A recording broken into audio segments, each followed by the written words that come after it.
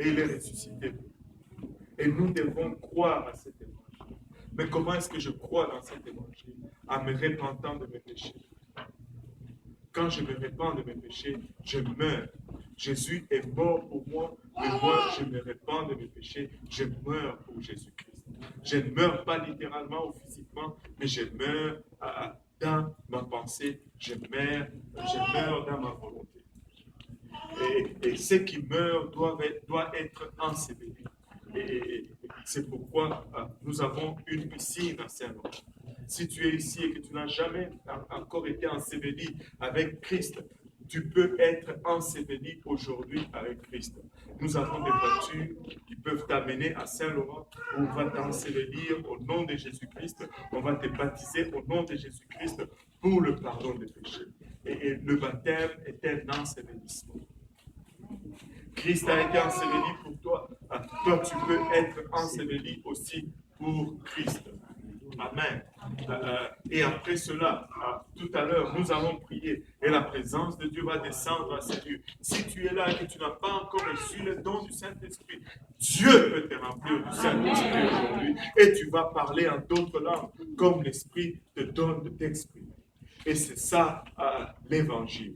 C'est pourquoi Christ est mort. C'est pourquoi nous sommes à Montréal-Nord. C'est pour perpétrer l'évangile. C'est pour répandre l'évangile. C'est le seul message que nous avons. Nous n'avons pas 2, 3, 4, 5 messages. Nous avons un seul message. C'est le message de l'évangile. C'est le message du salut pour ce monde perdu. Vous savez, bientôt, très bientôt, nous sommes à la fin. Nous sommes à la fin. Nous sommes à la fin. Il ne nous reste plus grand temps. Littéralement, si tu regardes le temps, la fin du monde est proche. La fin du monde est proche. Je ne veux pas vous faire peur, mais dans mes pensées à moi, dans mes calculs à moi, selon ce que je lis de la parole de Dieu, je ne pense pas que nous allons être ici pour 5 ans. Et que le Seigneur va venir. Les temps sont proches. Les temps sont proches. Les signes sont là. Nous sommes en train d'étudier cela dans le livre d'Apocalypse. Mercredi, on va faire une autre leçon là-dessus. On va parler de la tribulation. Non, on va parler du millénaire, du règne de 1000 ans. Écoutez,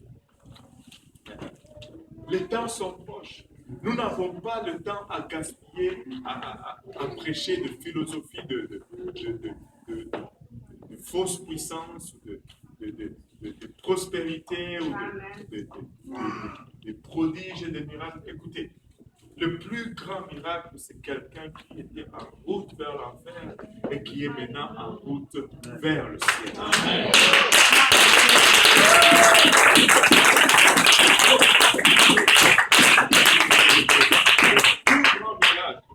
Le plus grand miracle, c'est un escroc, un menteur, un voleur, un tricheur, comme moi, comme certains d'entre nous, qui sont changés et qui commencent à marcher dans la vérité, dans la droiture. Ça, c'est un miracle. Ça, c'est un miracle. C'est le plus grand miracle que tu puisses avoir.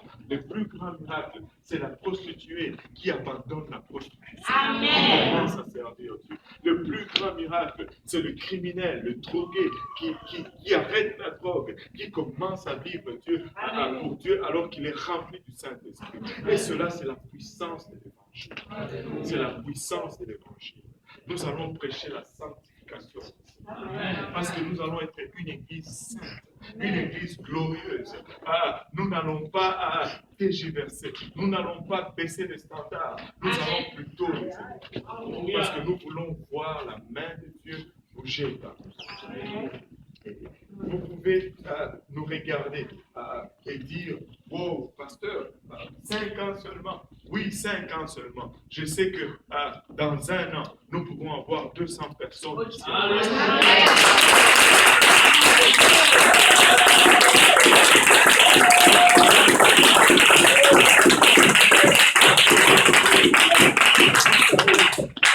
Juste Montréal-Nord.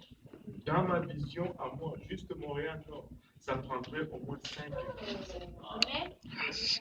C'est peuplé, c'est noir le monde. Et je ne suis pas en train de faire un jeu de mots. Je sais qu'il y a beaucoup de noirs à Montréal. Non, mais ce n'est pas de cela que je parle. Je veux dire, il y a beaucoup de monde. Je pense que c'est un des quartiers où il y a le plus d'habitants par mètre carré ici à Montréal-Nord. Depuis longtemps, Dieu a dit Montréal-Nord, Montréal-Nord. Mais je sais que là, on est parti.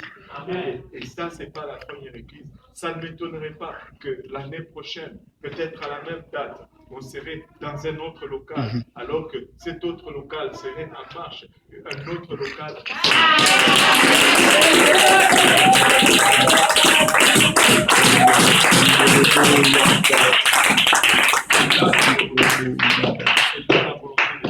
Dieu veut multiplier. Si nous voulons qu'il multiplie, nous ne pouvons pas rester en une seule place. Amen. Je refuse d'être satisfait. Quand je suis arrivé à Saint-Laurent, je me suis dit, je ne suis pas arrivé. Je vais aller à l'Est. Arrivé à l'Est, non, je ne suis pas arrivé. Je vais aller à Montréal. À Montréal, non, je ne suis pas arrivé. Il y a Rosemont, il y a le centre-ville. Oui, tu peux le dire.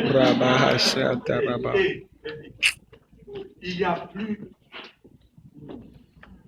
Aide-nous.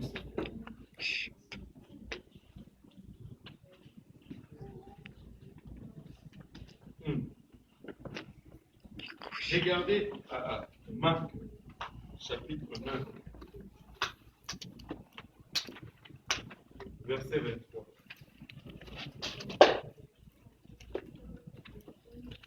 Jésus lui dit, on va lire un peu différemment. Au lieu de dire Jésus lui dit, disons plutôt Jésus me dit. Amen. Amen. Que tout le monde dise Jésus me dit. Jésus me dit. Si tu peux. Si tu peux. Je peux. Tout est possible à celui qui croit. Alléluia. Tout est possible à celui qui croit. Le Seigneur est en train de vous dire. Vous êtes en train de vous poser la question. Si tu peux, Seigneur, Jésus me dit, si je peux, ce n'est pas moi le problème. C'est toi le problème. Amen. C'est ce qu'il est en train de dire. Si tu peux, Seigneur, fais quelque chose. Jésus me dit, si je peux. Ce n'est pas moi le problème. C'est toi le problème. Ce n'est pas nous. Ce n'est pas Jésus le problème. C'est nous le problème. Si nous croyons, lui, il peut. Non seulement il peut, il veut. Amen. Il veut et il peut. Car sa volonté est égale à son pouvoir et son pouvoir est égal à sa volonté. Il peut et il va le faire. Il va le faire. Ils vont venir en grande quantité. Ils vont venir en grand nombre. Où on va arriver à une place où on va encore multiplier. On va encore multiplier. Le local que nous avons loué là-bas, nous l'avons loué pour 5 ans. Et c'est les contrats qu'ils nous ont offerts. C'était difficile de négocier autre chose, sinon le prix allait monter.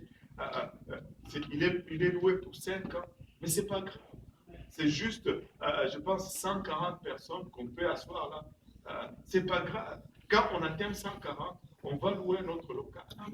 Parce que Dieu peut. Dieu peut. Nous voulons des églises agiles, des églises pas larges, parce que quand ça devient trop gros, ça devient lourd. Et c'est beaucoup de mots de tête pour le pasteur. Et le pasteur n'a plus de vie. Mais quand on multiplie les églises, on a plusieurs pasteurs. Alléluia. Je peux prendre des vacances avec ma famille. Amen. Alléluia. Et on va être là. Oui, pour 5 ans. Peut-être qu'on va être là pour 5 ans. Peut-être avant 5 ans, on va briser le contrat parce qu'on va acheter quelque part. Tu dis, pasteur, pourquoi acheter? Le Seigneur est bien. Parce que c'est ce que Dieu nous dit de faire. Amen. Alléluia. Tu n'as pas arrêté de manger parce que Dieu est bien. Tu n'as pas arrêté d'acheter des vêtements parce que Dieu est bien. nous devons continuer à vivre, nous devons continuer à faire et à travailler. Nous n'allons pas arrêter de travailler parce que Dieu revient. Si nous arrêtons d'acheter, ça veut dire que nous donnons un mauvais signal, que nous arrêtons de travailler. Nous n'allons pas attendre assis en faisant rien. Encore une révélation. Ceux qui disent, quand la Bible dit, ceux qui attendent après l'Éternel, ceux qui se confient à l'Éternel, renouvelleront leur force. Vous savez ce que ces mots confier signifient vraiment? Non seulement attendre, mais il signifie servir. Servir. Travailler. Je suis en train d'enseigner une étude biblique. Qu'est-ce que tu fais? J'attends après le Seigneur. Amen. Je suis en train d'évangéliser. Qu'est-ce que tu fais? Je suis en train d'attendre après le Seigneur. On n'attend pas après le Seigneur assis, bras croisés. On attend après le Seigneur en travaillant. On n'attend pas en dormant. Ça ne va pas. Ça ne va pas. Nous devons faire du bruit et nous devons faire du mouvement. Nous devons toujours bouger et nous devons toujours évangéliser. Bientôt, nous allons garder le programme petit à petit, une chose à la fois. Comme on va suivre les mêmes étapes. Les mêmes étapes. On avait commencé ici vendredi soir. À l'Est, on avait commencé mardi soir. C'était un mardi qu'on faisait nos réunions. Et dans le sous-sol, pendant quelques mois, mardi soir. Après, quand on a eu le local, on a passé à dimanche matin. Voici à dimanche matin. Ça a pris quelques mois et après, on a commencé à faire le service jeudi soir. Après des années, ça fait 4 ans. C'est maintenant seulement qu'on a commencé la réunion de prière le samedi soir. Mais après 4 ans. Pourquoi, pasteur? Est-ce que les gens ne priaient pas? Oui, ils priaient. Mais il faut aller graduellement si tu ne veux pas détruire. Sinon, tu vas détruire au lieu de construire. Pas à pas, on va mettre une chose au programme. Une chose au programme. Dès qu'on a les ressources, on introduit le programme. Quelqu'un m'avait approché une fois, me dit, pasteur, j'ai besoin de telle personne pour faire l'école du dimanche. J'ai dit, quoi? L'école du dimanche? Moi, je n'ai même pas encore l'école du dimanche. Toi, tu viens de commencer, ça fait 3 mois. Tu veux l'école du dimanche? Moi, ça fait 4 ans, je n'ai pas l'école du dimanche. C'est maintenant qu'il commence à descendre. Si tu fais ça, tu vas te brûler. Tu vas te brûler. Développe d'abord les ressources. Et après, tu vas mettre le programme. Ne fais pas de programme avant d'avoir des ressources. Amen. On n'est pas une église de programmes. Alléluia. On veut faire. Le principal, c'est l'évangélisation. Du temps que nous sortons, nous allons évangéliser dans les rues de Montréal. Nous sommes en business, comme on dit. Nous sommes en business. Le temps que les gens rentrent, les nouveaux rentrent, les visiteurs rentrent, nous sommes en business. D'ici quelques temps, on va essayer d'avoir un peu plus de chaises et rendre visible notre chair. Nous sommes en business. Nous sommes en business. Je ne sais pas pour vous, mais moi je suis excité. Alléluia.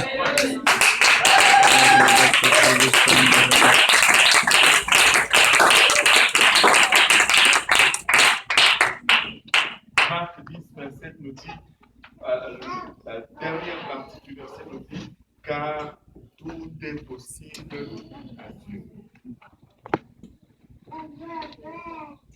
Car tout est possible à Dieu.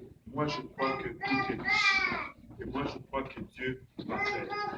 À nous devant tous ensemble.